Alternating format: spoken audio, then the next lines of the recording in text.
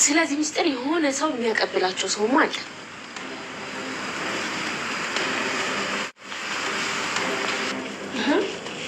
ለምንድን ነው እንደዚህ የምታፈጡት? እኔ ስለዚህ ጉዳይ ምንም ማውቀው ነገር የለም። ወንድምን በህይወት የምትፈልገው ከሆነ ማለት ነው እኔም ለቦታ አሁኑኑ ፍላሹን ይዘህ ትመጣለህ። አንተ የተረገምክ ስማኝ፣ ወንድሜን ብትለቆ ይሻላል። አለበለዚያ ምን ትሰማኛለህ?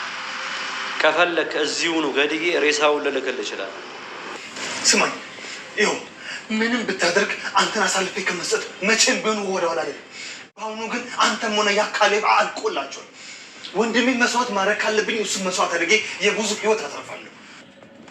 መድብል መያዝ እንግዲህ ሁላችንም በጣም አዝነናል፣ በጣም ደብሮናል። እንግዲህ ሁላችንም በጣም እንግዲህ በቃ ከሚባለው በላይ ባልጠበቅነው ሁኔታ መድብል በዚህ ልክ ተይዞ ማየት ማናችንም አንፈልግም ነበረ፣ ግን ምንም ማድረግ አይቻልም ሆኗል ማለት ነው። ቤተሰቦቻችን እንግዲህ በቃ እኔ እንጃ ምን እንደምላችሁ ጋይሶችዬ። መድብል እንግዲህ በዚህ ሁኔታ ውስጥ ሆኖ ማየት በጣም ነው የሚያመው።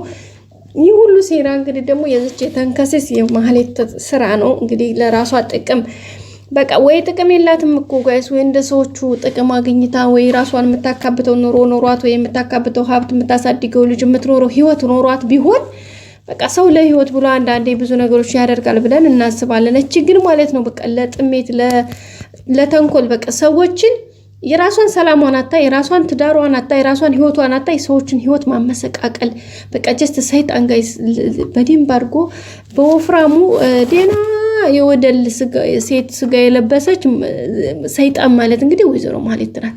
እንግዲህ አይታችኋል፣ ያ ሁሉ መከራ ደርሶባት ተቤት ተባራ ዱር ዝና እንኳን አከንተፍ ብሎ ሲጥላት ጎዳና ላይ ወድቃ ጋይስ እዛ ሆና የምትፈትረው ነገር ነው። እዛ ሆና እንኳን በቀንነት ከሰዎች ጋር ለመቅረብ ከሰዎች ጋር ለመኖር ህይወትን ለማስተካከል በጭራሽ አስባ አታውቅም። የመጀመሪያ እንግዲህ ገና ከዛ ዱር ሆና ስልኳን ተቀምጣ የያዘችው ልብሷ፣ ሻንጣዋ፣ ሁሉ ነገሯ ሌባ ነጥቋት መንገድ ዳር ቁጭ ብላ እዛ ባለችበት ሰዓት ላይ እንግዲህ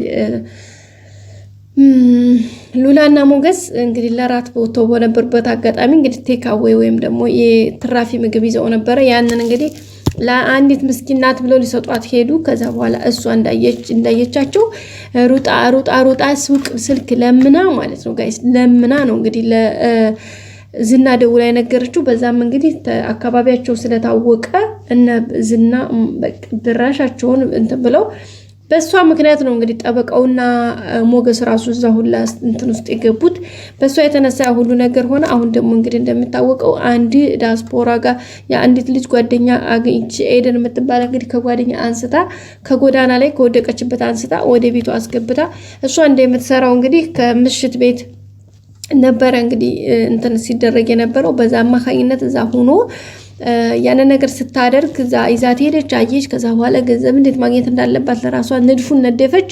ያንን ግብዳ ሰውዬ ወይም ደግሞ እንግዲህ አቶ ሀብታሙ የሚባለውን ይሄ ቦርጫም ጉንጫም ሰውዬ እሱን እንግዲህ አጥምዲያ በራሷ መንገድ ገንዘቡን እንዴት መብላት እንዳለባት እንትና ላይ ማለት ነው ቤተሰቦቻችን። ከዛ በኋላ ነው እንግዲህ ይህን ስትራቴጂ ነድፋ አመቻችታ ሁኔታውን ሁሉ ነገር በራሷ መንገድ ካስተካከለች በኋላ የመጨረሻ ይህን ነገር አደረገች። ያው ያደረገችውም ነገር ምንድነው በቃ እንትን አለችው ማለት በቃ ብሩን 1 ማን ነው ያኔ ግማሽ ሚሊዮን ብር ወይም ደግሞ 500 ሺህ ብሩን ተቀበለ። ከዛ እንግዲህ ብሩክና ቅድስቲን ለማጣላት ኤደንን ወደ ቤት ሰራተኛ አርጋ ላከች። ከዛ በኋላ እንግዲህ እሷ ራሷን እያጠናደቀች ባለችበት ሰዓት ላይ አቶ ሀብታሙ ደግሞ ለነ ካሌሞሲሳና ግብረ አበሮቹ ተናግሮ እርምጃ እንዲወሰድባት ተደረገ። በካሜራ ቪዲዮ ፎቶ አወጣ። ያንን ፎቶ ተይዞ እንግዲህ እሷ ለመግደል ትእዛዝ ተሰጠ ማለት ነው። ያም እንግዲህ ትእዛዙ የደረሰው ለዝና ነበረ። ዝና ደግሞ ለጥቅማ ጥቅም ወይም ደግሞ ለአንዳንድ ኢንፎርሜሽን ተባራሪ ወሬዎች ስለሚፈልጋት ያው ማስወገድ አልፈለገም። የተወሰነ ምናምን ልትጠቅመኝ ትችላለች ወይም ደግሞ ሉላና ሞገስን ላገኝ ይችላልው በሚል መረጃ በመጨረሻም እንግዲህ ኤደን ከገባይ በኋላ ነው በነገራችን ላይ ጠበቃውና እነ መድብል እንደተገናኙ ይሄን ፍላሹን በቪዲዮ እንደቀረጹት ከዛም ያሉበትን ወጡ ገቡ ሄዱ መጡ እያለች ሙሉ ኢንፎርሜሽን እየተናገረች እንግዲህ በማህሌት በኩል ተደርጎ እንግዲህ ኤደን ይሄን ሁሉ ነገር አደረገኝ ማለት ነው። ያው ኤደን አሁን ላይ ጠምዝዘው እንግዲህ እነሱ መንገድ ውስጥ አስገብተዋታል። ዋናው የገባይበት መንገድ ልጇን ስለያዙባት ነው። አሁን ላይ ያው ሳትወድ በግዴቷ ትለፈልፋለች። በፊት ግን ያው ለገንዘብ ብላ ነበር የገባችው። ግን ይሄንም ቢሆንም እንኳን ለእነ መድብል ተናግራ ልጇ እንድታስለቅቅላት እንድታነሱ ጋር ሆና ደግሞ እሷም ህይወቷን መኖር እንደምትችል መልካም አጋጣሚ ነበረ። ግን እሱም ማድረግ አልቻለችም። እያደረገች ያለችው ቀጥታ ዝም ብላ ነገሮችን እንትን ስለሆነ በዛም አማካኝነት እንግዲህ በጣም ከባድ ውስጥ ነው ያለችው ማለት ነው ቤተሰቦቻችን። እሱንም እንግዲህ በምትችለው ነገር እያደረገች ነው የምትገኘው። አሁን ላይ ግን እነ ብሩክ እንግዲህ መድብል ተይዟል።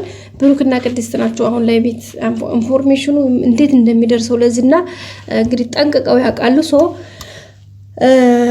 የሆነ ሰው ያደረሰው እንደሆነ እርግጠኞች ናቸው። አሁን በእርግጠኝነት እንግዲህ ልጅቷ ተይዛ እንዴት እያደረሰ እንደሆነ መታወቅ አለበት። ምክንያቱም በጣም መድብል እንዳወቀ አውቆ እንደነቃ ነቅቶ ስልኳን ከተቀበለ በኋላ ማለት የዱዱያ ክስት ብላ የያዘችውን ቁጥር ደውሎ ቸክ ማድረግ ነበረበት። በሱ ስልክ ወይ ደግሞ በሆነ ስልክ ቢደውልበት እኮ ማለት ጋር ስልኳ ስለሚጠራ ይገኝ ነበር። ገባችኋ? በሷም ራሱ ስልክ ደውሎ ድምጿን እንስማት ቢሉ ድምጿን ሲሰሟት ማለት መሆኗን ስለሚያውቋት እነሱም የራሳቸው እርምጃ ይወስዱ ነበረ። ግን ያንን አለማድረጋቸው እንግዲህ ይኸው መድብል መስዋዕትነት አስከፈለችው ማለት ነው። ግን ምንም እንደማይሆንና ነገ ጧት ወጥቶ ደግሞ በቃ በጀግንነት ሁሉም ነገር እንደሚፋለማቸው ተስፋ እናደርጋለን። ብሩክና ሞገስ እዚህ ጋር እንግዲህ በቃ ትልቅ ስትራቴጂ ጠብቃቸዋል። ምክንያቱም ወንድማቸው እንግዲህ ትልቁ ሰው መድብል ነው የተያዘው እዚህ ጋር። ሶስቱን ለማስፈታት እንግዲህ የሚችሉትን ሁሉ መስዋዕትና መክፈል እንዳለባቸው ነው የምናውቀው። እንግዲህ ብሩክም በጣም በድንጋጤ ውስጥ ነው የተዋጠው። እንትኑን ቢያስመልጥም ወንድሙ ግን አስይዟል። በቀጣይ ክፍል እንገናኝ። ሰላም ቆዩ።